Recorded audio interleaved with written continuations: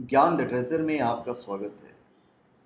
और हम आपको बताएंगे आज जो दिनों दिन एक गंभीर समस्या जो पनप रही है, और वो है समस्या तलाक की। आज वर्तमान में हमारे देश की सबसे गंभीर समस्या जो तेजी से पनप रही है वो है तलाक नामक बीमारी। जो व्यक्ति या नारी इस बीमारी से गुजरा है या गुजर रहा है, तलाक नाम सुनते ही खुद अपने आप को दुर्भाग्यशाली समझने लग जाता है। आखिर यह समस्या क्यों पनप रहा है? आज क्यों अदालतों में हजारों लाखों इस तरह के केस लंबित पड़े हुए हैं? यह एक विचारणीय प्रश्न है। विवाह मात्र दो शरीर का मिलन नहीं, बल्कि दो परिवारों, सामाजिक, आर्थिक, धार्मिक तथा सांस्कृतिक परिवेशों का मिलन है। इस मिलन से बने संबंध हमारे जीवन के हर सुख दुख में हमारा साथ निभाते हैं। पर कभी कभी एक क्षण ऐसा भी आता है कि इस विवाह से जुड़े रिश्ते के साथ जीवन जीना दुभर हो जाता है। जो पति पत्नी कल तक एक दूसरे के सुख दुख में एक दूसरे के साथ थे, वे अचानक एक दूसरे को देखना तक पसंद नहीं करते।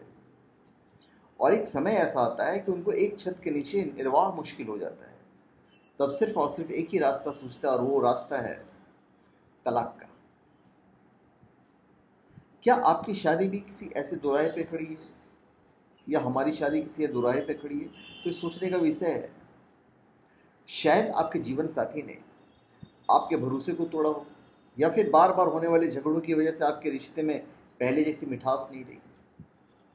अगर ऐसा है तो शायद आप खुद से कहते होंगे, हमारे बीच अब प्यार नहीं रहा, या हम एक दूसरे के लिए नहीं बने थे, या शादी के वक्त हमें पता ही नहीं था कि इसमें क्या क्या शामिल है। आपके मन में ये भी ख्याल आता होगा कि शायद हमें तलाक ले लेना चाहिए। मेरी एक पर्सनल सलाह है, तलाक का फैसला जल्दबाजी में नहीं करना चाहिए। पहले इस बारे में अच्छी तरह से सोच विचार कर लेना चाहिए। यह ज़रूरी नहीं है कि तलाक लेने से आपकी ज़िंदगी में छाए जो परेशानियां हैं, उसके जो काले बादल हैं, छट जाएंगे। इसके उलट अक्सर ये देखा गया है कि तलाक से एक समस्या तो हल हो जाती है, लेकिन उसकी जगह एक नई समस्या खड़ी हो जाती है। जो पति पत्नी तलाक का फैसला करते हैं, वे इस कदर अपने ख्वाबों ख्यालों में खो जाते हैं कि सोचने लगते हैं कि इससे एकदम से सारी समस्याओं का हल हो जाएगा, रोज़ की किटकिट से एकदम छुटकारा मिल जाएगा, उनके रिश्तों में खटास चली जाएगी और ज़िंदगी में सुख सुकून आ जाएगा। पर ऐसा होता नहीं है। लेकिन ये उतना आसान नहीं है, और ये उतना ही नामुमकिन है जितना नामुमकिन एक ऐसी शादीशुदा ज़िंदगी जीना जिसमें खुशियाँ खुशियाँ हों। इसलिए यह जानना ज़रूरी है कि तलाक लेने के क्या क्या नतीजे हो सकते हैं, उन्हें ध्यान में रखकर फैसला लेना चाहिए। चतुर मनुष्य समझ बूझ कर चलता है। मेरी आज तक जितने भी तलाकशुदा व्यक्ति या महिलाओं से बातचीत हुई है, उन्होंने यही कहा कि तलाक लेकर उन्होंने गलत फैसला किया है। शादी टूटने पर अक्सर पत्नी को भयंकर आर्थिक समस्याओं से जूझना पड़ता है, क्योंकि उन्हें बच्चों की देखभाल करनी होती है, नौकरी ढूंढनी पड़ती है, नौकरी जल्दी मिलती नहीं है, मिलती है तो ईगो गरीब शर्त होते हैं। साथ ही तलाक की वजह से मानसिक तनाव से भी गुजरना पड़ता है। लोग तलाक तो ले लेते हैं, पर अक्सर यह नहीं सोचते कि इसके बच्चों पर क्या असर पड़ेगा। मगर तब क्या अगर माता पिता की आपस में बिल्कुल नहीं बनती? ऐसे हालत में क्या तलाक लेना वाकई बच्चों की बेहतरी के लिए होगा? हाल के कुछ सालों में लोगों ने इस पर विचार पर सवाल भी उठाए, खासकर तब जब छोटी छोटी बातों पर तलाक लिया जाता है। जिन लोगों की शादीशुदा जिंदगी खुशहाल नहीं है, उन्हें जानकर ताज्जुब होगा कि बच्चों को इससे कोई फर्क नहीं पड़ता, वे अपने में खुश रहते हैं। जब तक परिवार एकजुट रहता है, उन्हें इस बात से कोई मतलब नहीं होता कि मम्मी पापा अलग अलग सो रहे हैं। यह बात सच है कि अक्सर बच्चों को पता होता है कि उनके मम्मी पापा के बीच झगड़ा चल रहा है, और इसका बच्चों के कोमल दिल और दिमाग पर बुरा असर हो सकता है। मगर यह सोचना कि तलाक लेना बच्चों के लिए अच्छा रहेगा बिल्कुल गलत है। हमारे समाज में आज भी तलाकशुदा स्त्री पुरुष को इज्जत की दृष्टि से नहीं देखा जाता है। जहाँ तक मेरा मानना है कि कोई भी स्त्री तब तक अपना संबंध बचाती है जब तक कि एकदम से असहनीय नहीं हो जाए। तलाक की बात करना जितना आसान लगता है, वास्तव में उतना ही कठिन और तकलीफदेह होता है।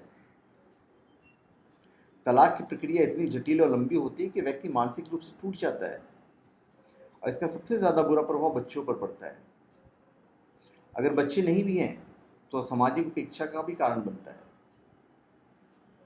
ऐसे में प्रयास तो ये करना चाहिए कि आपसी सूझबूझ और सहयोग से झगड़ों का निपटारा कर लेना चाहिए। लेकिन कई बार स्थिति बेकाबू हो जाती है और उन परिस्थितियों में तलाक ही उचित और अंतिम विकल्प बच जाता है।